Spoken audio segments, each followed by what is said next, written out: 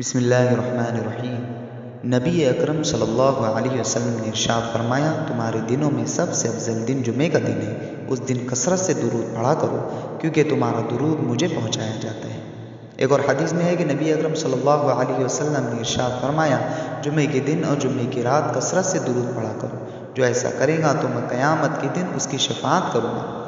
سیدنا عبداللہ بن مسعود سے مروی ہے کہ رسول اکرم صلی اللہ علیہ وسلم نے ارشاد فرمایا، قیامت کے دن سب سے زیادہ مجھ سے قریب وہ لوگ ہوں گے جو سب سے زیادہ مجھ پر درود بھیجتے ہیں۔ ایک سائل حضرت علی رضی اللہ عنہ کے پاس آیا اور عرض کیا کہ مجھے کچھ دیجیے، میں تنگ دست ہوں۔ حضرت علی کے پاس اس وقت دینے کے لیے کوئی چیز نہ تھی۔ آپ نے 10 بار درود پڑھ کر سائل کی ہتھیلی پر پھونک مار کر فرمایا، ہتھیلی بند کر دو۔ سائل نے باہر جا کر جب ہتھیلی کھولی تو سونے کی دیناروں سے بھری پڑی تھی۔ سیدنا ابو ہریرہ کہتے ہیں کہ رسول اکرم صلی اللہ علیہ وسلم نے فرمایا، میری قبر کو عبادت گاہ نہ بناؤ، مجھ پر درود بھیجو، بلا شبہ تمہارا درود مجھ تک پہنچتا ہے، چاہے تم جہاں رہو۔ سیدنا علی بن ابی طالب رضی اللہ عنہ سے مروی ہے کہ رسول اللہ صلی اللہ علیہ وسلم نے فرمایا، حقیقی معنوں میں بخیل وہ شخص ہے جس کے پاس میرے نام کا تذکرہ ہوا لیکن اس نے مجھ پر درود نہیں بھیجا۔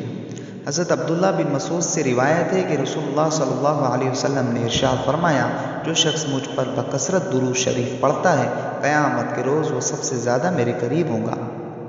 حضرت ابو بکر صدیق نے فرمایا، نبی اکرم صلی اللہ علیہ وسلم پر درود پاک پڑھنا گناہوں کو یوں مٹا دیتا ہے جیسے کہ پانی آگ کو بجھا دیتا ہے، اور حضور صلی اللہ علیہ وسلم پر سلام بھیجنا اللہ تعالیٰ کی رضا کے لیے غلام آزاد کرنے سے افضل ہے، اور رسول اکرم صلی اللہ علیہ وسلم سے محبت کرنا اللہ تعالیٰ کی راہ میں تلوار چلانے اور جانیں قربان کرنے سے افضل ہے۔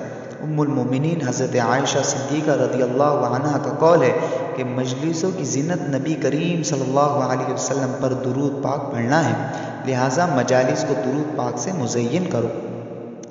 سیدنا عبداللہ بن مسعود رضی اللہ عنہما نے حضرت زید بن وہب سے فرمایا کہ جب جمعے کا دن آئے تو رسول اللہ صلی اللہ علیہ وسلم پر 1000 مرتبہ درود پاک پڑھنا ترک نہ کرو۔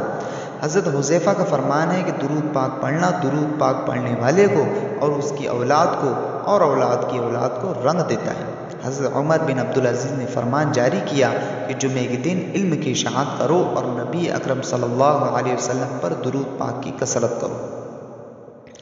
حضرت امام قسطلانی نے روایت کیا ہے کہ قیامت کے دن کسی مومن کی نیکیاں کم ہو جائیں گی اور گناہوں کا پلڑا بھاری ہو جائے گا تو وہ مومن پریشان کھڑا ہوگا۔ اچانک رسول اللہ صلی اللہ علیہ وسلم میزان پر تشریف لائیں گے اور چپکے سے اپنے پاس سے بند پرچہ مبارک نکال کر اس کے پلڑے میں رکھ دیں گے، جسے رکھتے ہی اس کی نیکیوں کا پلڑا وزنی ہو جائے گا۔ اس شخص کو پتہ ہی نہیں چلے گا کہ یہ کون تھے جو اس کا بیڑا پار کر گئے۔ وہ پوچھے گا کہ آپ کون ہیں؟ اتنے سخی، اتنے حسین و جمیل، آپ نے مجھ پر کرم فرما کر مجھے جہنم کا ایندھن بننے سے بچا لیا، اور وہ کیا پرچہ تھا جو آپ نے میرے اعمال میں رکھا؟ رسول اللہ صلی اللہ علیہ وسلم کا ارشاد ہوگا، میں تمہارا نبی ہوں اور یہ پرچہ درود ہے جو تم مجھ پر بھیجا کرتے تھے۔